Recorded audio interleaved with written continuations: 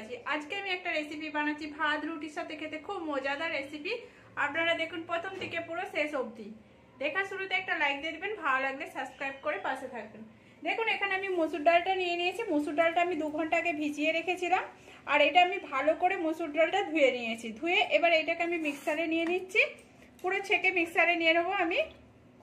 আর এইটাকে আমি ভালো করে বাটবো, একবার খুব পিনট করে বাটবো নি, হালকা দরদরে ভাব করে আমি বেটে নিচ্ছি, কিন্তু খুব পাতলা হবে না। দেখুন এখানে আমার মসুর ডালটা বাটা হয়ে গেছে, আমি এটা দরদরে ভাবে বেটেছি। এবার মসুর ডালটাকে আমি ঢেলে নিচ্ছি পুরোটাই। আর এখানে গান বাজছে, যতটা পাচ্ছি আমি আওয়াজ দিচ্ছি। আমার নতুন পুরনো বন্ধুদের অসংখ্য ধন্যবাদ। যে সকল বন্ধুরা নতুন আসেন প্লিজ সাবস্ক্রাইব করে পাশে থাকবেন। দেখুন এখানে আমি পুরো মসুর ডালটা আমি ঢেলে নিয়েছি। এখানে এখানে আমি 2টো ডিম নিয়েছি, ডিম দুটোকে আমি ভেঙে নিচ্ছি ডালটার সাথে। আর এর মধ্যে কিছু মশলা অ্যাড করে দেবো। আর এটা এত সুন্দর খেতে লাগে এই মসুর ডালের সাথে ডিম দিয়ে। দেখুন এখানে আমি কিছু মশলা দিয়ে দিচ্ছি। এখানে স্বাদ অনুযায়ী নুন দিয়ে দিচ্ছি, কেন ডিম আর ডালের পরিমাণেতে নুন দিতে হবে। একটু লঙ্কা গুঁড়ো দিয়ে দিচ্ছি, 1/2 চামচ এরকম লঙ্কা গুঁড়ো দিয়ে দিলাম। দিয়ে এটাকে আমি ভালো করে ঘেটে দিচ্ছি।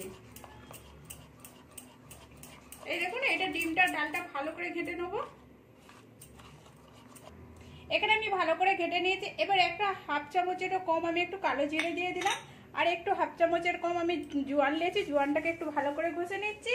ঘষে এবার জোয়ানটাকে দিয়ে দিচ্ছি। এই জোয়ানটা দিলে হজমের জন্য বেশ ভালো, আর খেতেও খুব সুন্দর লাগে টেস্টটা। দেখুন এটাকে আমি ভালো করে ঘেটে নিচ্ছি। এই দেখুন এটাকে আমি ভালো করে ঘেটে নিয়েছি। এবার এখানে একটা তাওয়া বসিয়ে দিয়েছি, তাওয়াতে আমি একটু তেল দিয়ে দিচ্ছি। এই দেখুন অল্প তেলেতেই দিয়ে দিচ্ছি, 1 চামচের মতো তেল দিয়ে দিলাম। এবার একটু গ্যাসটা কমিয়ে দিয়েছি, এবার 1 চামচ করে আমি দিয়ে দিচ্ছি। এই দেখুন এরকম করে আমি চারদিকটা বসিয়ে দেবো।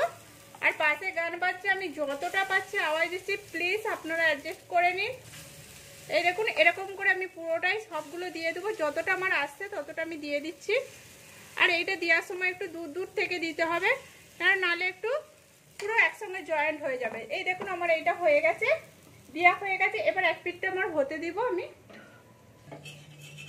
এই দেখুন এখানে আমার এইটা ভাজা হয়ে গেছে, এইটাকে আমি উল্টে নিচ্ছি আস্তে হাতেতে। এই দেখুন সবগুলো এরকম করে আস্তে হাতে করে তুলে নেব। এই দেখুন আর এইটা ভাজা হয়ে গেলে কতটা হালকা হয়ে যায়। এই দেখুন উল্টে নিয়েছি আমি সবগুলো। এবার একটু লাল করে ভেজে নেবো। এইগুলো একটু এলো মানে একটু সাদা সাদা আছে, এইগুলো একটু লাল করে আমি ভেজে নিচ্ছি। 2 পিঠটায় ভেজে নিয়ে আমি দেখাচ্ছি। দেখুন এখানে আমার এগুলো ভাজা হয়ে গেছে লাল করে। এবার আমি তুলে নিচ্ছি একটা একটা করে। এই দেখুন বাকি যতটা আছে আমার ডাল বাটাটা ডিম দিয়ে ঘাঁটাটা, সেটা আমি পুরোটাই আমি ভেজে নেবো এরকম করে।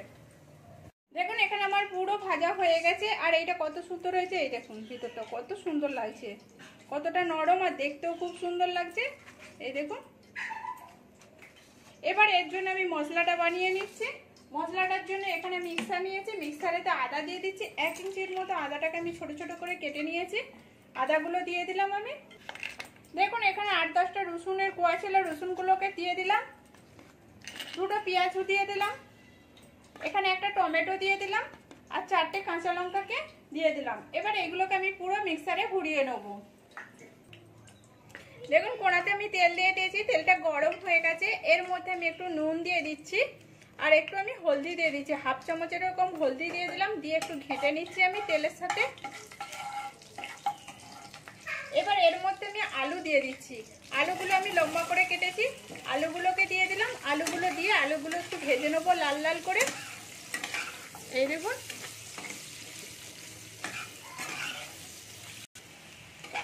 এখানে আমার আলুটা ভাজা হয়ে গেছে। আমি এবার আলুটাকে তুলে নিচ্ছি।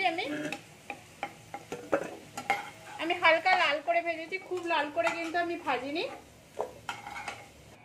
এখানে আমার কড়াতে তেল আছে, ওই জন্য তেলটা দিচ্ছি না। একটা শুকনো লঙ্কাকে ভেঙে দিলাম, একটা তেজপাতা দিয়ে দিলাম, আর একটু 1/2 চামচের মতো গোটা জিরে দিয়ে দিলাম। জিরেগুলো এখানে আমার ভাজা হয়ে গেছে। এবার আমি অল্প করে একটু কালার আসার জন্য একটু চিনি দিয়ে দিলাম।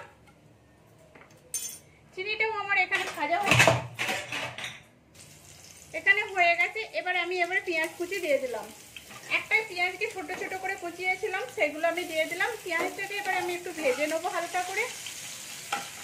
এখানে আমার পেঁয়াজটাও ভাজা হয়ে গেছে। এবার যে আমি পেস্ট করে রেখেছিলাম টমেটো, পেঁয়াজ, আদা, রসুন, কাঁচা লঙ্কা, সেই পেস্টটা আমি দিয়ে দিলাম পুরোটা।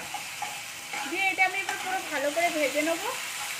মশলাটা আমার পুরো ভাজা হয়ে গেছে। এবারে মানে আদা রসুনের মশলাটা ভাজা হয়ে গেছে। এবার একটা একটা করে আমি মশলা, গুঁড়ো মশলা অ্যাড করে দিচ্ছি। এখানে আমি লঙ্কা গুঁড়ো দিলাম। লঙ্কাটা এবার আপনাদের ঝাল অনুযায়ী দিবেন, কারণ কাঁচা লঙ্কা দেওয়া রয়েছে। 1 চামচ দিলাম। এখানে হলদি আধা চামচ দিলাম, ধনে পাউডার আধা চামচ দিলাম, জিরে পাউডার আধা চামচ দিলাম, নুন দিলাম। নুনটা আমি স্বাদ অনুযায়ী দিচ্ছি, কেননা আলুতেও নুন দেওয়া রয়েছে, ওখানেও নুনটা দেওয়া রয়েছে। এবার একটু আমি জল দিয়ে দিচ্ছি এর মধ্যে।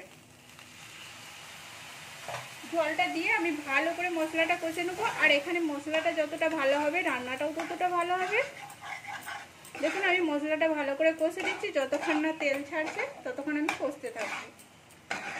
এখন এখানে পুরো আমার মশলাটা ভাজা হয়ে গেছে ভালো করে। এই দেখুন মশলাটা পুরো আলাদা হয়ে গেছে, আর কালারটাও কত সুন্দর আসছে। এখানে এবার আলুগুলো ভেজে রেখেছিলাম, আলুগুলো দিয়ে দিলাম। আলুগুলো দিয়ে মশলার সাথে ভালো করে কষে নেবো আর একটু। এখানে আমার কষা হয়ে গেছে। এবার আমি জল দিয়ে দিচ্ছি এর মধ্যে। জলটা দিয়ে আমি ভালো করে ঘেটে নিচ্ছি। আমি একটু জলটা বেশি দেবো, কেন আমার এখানে জলটা বেশি লাগবে। দেখুন এখানে আমি জলটা দিয়ে দিয়েছি। এরকম কতটা জল বেশি দিয়েছি। এবার জলটা আমাকে ফুটতে দিতে হবে, আর আলুটাও আমি সিদ্ধ হতে দেবে। আমি ফুটার পরে ঢাকা দিয়ে দেবো, আর আলুটা সিদ্ধ হওয়ার অপেক্ষা করব। দেখুন এখানে আমি সবজিটা খুলে দেখছি। এই দেখুন এখানে আমি ঘেটে নিচ্ছি, আর আলুটাও আমার হয়ে গেছে। এবার এখানে যে আমি বড়াটা ভেজে রেখেছিলাম, আমি এটা এবারে দিয়ে দিচ্ছি। এখানে কিছুটা বড়া দিয়ে দিলাম, আর কিছুটা রেখে দিলাম শুকনো। এই দেখুন দেখুন এখানে আমি বড়াটা দিয়ে দিয়েছি। এবার আমি এখানে গরম মশলা গুঁড়ো দিয়ে দিচ্ছি 1/2 চামচের মতো। গরম মশলা গুঁড়োটা দিয়ে আমি ভালো করে নেড়ে নিচ্ছি। এখানে নাড়া হয়ে গেছে। এবার আমি এখানেতে ধনেপাতা কুচি দিয়ে দিব। অল্প করে ধনেপাতা কুচি দিয়ে দিচ্ছি।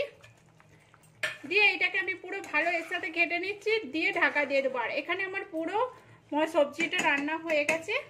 আমি গ্যাসটা বন্ধ করে দিচ্ছি, এখানে ঢাকা দিয়ে দিচ্ছি। আর প্লিজ আপনারা এরকম করে রান্নাটা বানিয়ে দেখুন, কেমন হয়েছে সেটাও কমেন্ট করে বলবেন। ভালো লাগলে একটা লাইক করে, শেয়ার করে, সাবস্ক্রাইব করে পাশে থাকবেন। এই দেখুন এখানে সবজিটার কালারটাও কত সুন্দর আসছে। আজকে আমি আর দেখাতে পারছি না, কেন আমি আবার লাস্টে একাই করছিলাম।